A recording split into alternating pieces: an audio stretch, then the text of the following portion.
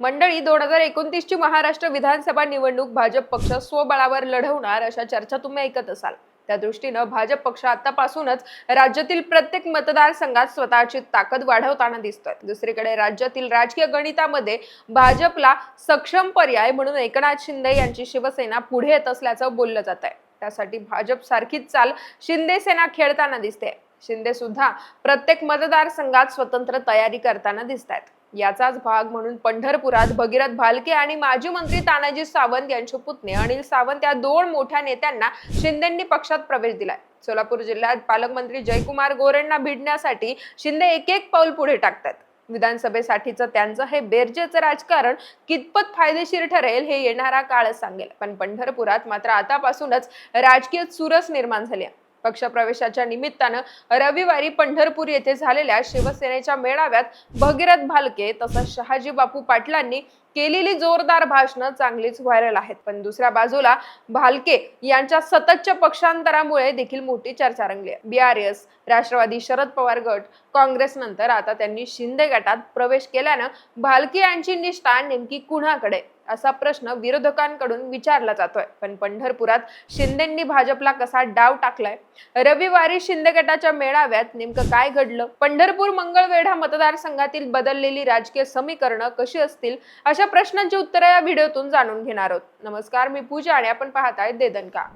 पंढरपूरच्या स्थानिक राजकारणात परिचारक आणि भालके ही दोन घराणी गेल्या 3-4 दशकांपासून प्रमुख मानली जातात। सुधाकर पंत परिचारक हे 1985 ते 2004 या काळात सलग 5 वेळा आमदार होते। पण 2009च्या निवडणुकीत राष्ट्रवादी काँग्रेसने विजयसिंग मोहिते पाटलांना उमेदवारी दिली आणि स्वाभिमानी पक्षाच्या भारत नाना भालके यांनी त्यांचा पराभव केला। पुढे 2014 मध्ये काँग्रेसच्या तिकिटावर 2019 मध्ये राष्ट्रवादी काँग्रेसकडून भारत नानाच आमदार झाले। दरम्यान कोरोना महामारीच्या काळात सुधाकर पंत परिचारक आणि भारत नाना भालके या दोघांचंही निधन झालं। 2021 मध्ये इथली पोटनिवडणूक पार पडली, पण या निवडणुकीत भालके यांचे चिरंजीव भगीरथ भालके यांना 4000 मतांनी धक्कादायक पराभव सहन करावा लागला। घड्याळाला मात देत भाजपने पहिल्यांदाच इथं आपलं कमळ फुलवलं। समाधान औताडे यांनी या पोटनिवडणुकीत बाजी मारली होती, तर 2024च्या सार्वत्रिक निवडणुकीत भाजपनं पुन्हा मैदान मारलं। औताडे यांनी काँग्रेसच्या तिकिटावर निवडणूक लढवणाऱ्या भगीरथ भालके यांचा 8,430,000 मतांनी पराभव केला होता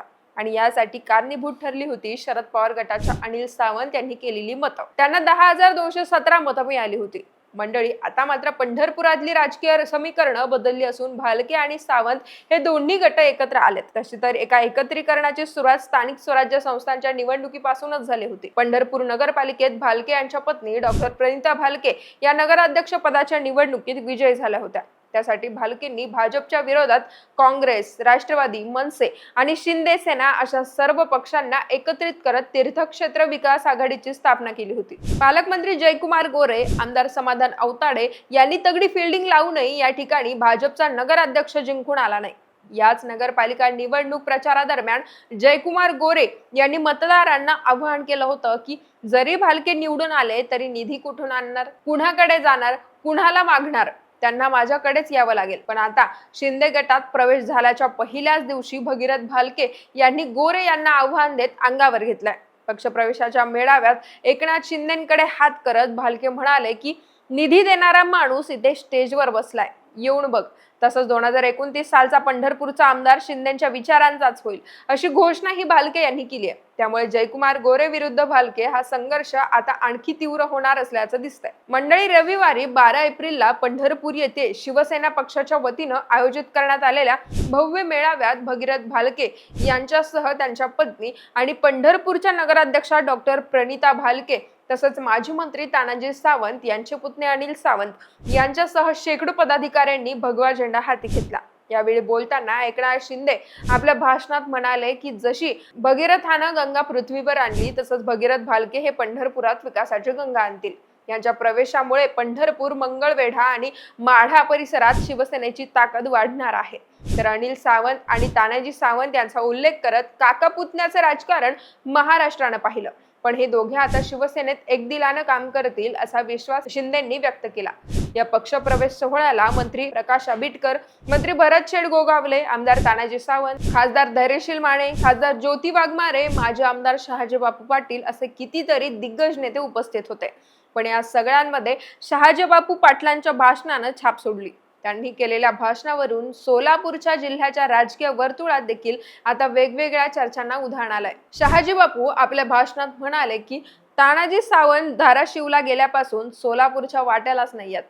तानाजी सावंत यांनी सोलापुरात लक्ष दिलं तर शिवसेनेचे 4-5 आमदार सहज निवडून येतील.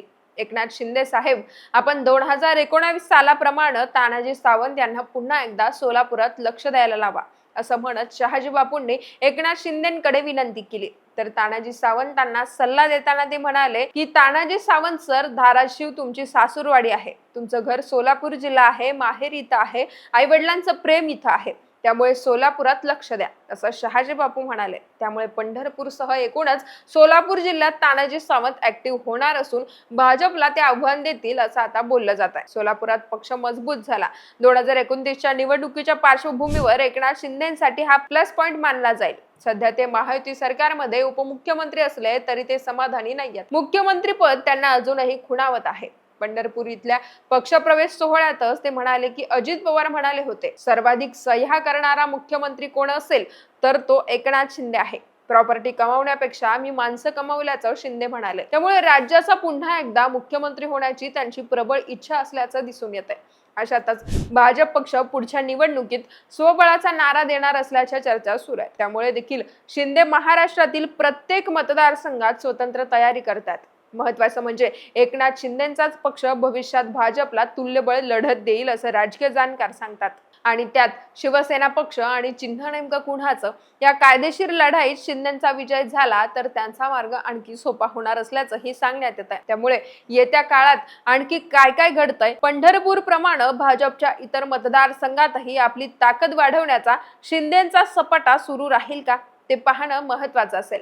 बाकी एकनाथ शिंदे खरंच भाजपला सक्षम पर्याय ठरतील का? पंढरपुरात भालके पॅटर्न कमबॅक करेल का? यावरची तुमची मतं आणि प्रतिक्रिया आम्हाला कमेंट्सच्या माध्यमातून कळवा आणि देदानकाला सबस्क्राईब करायला विसरू नका.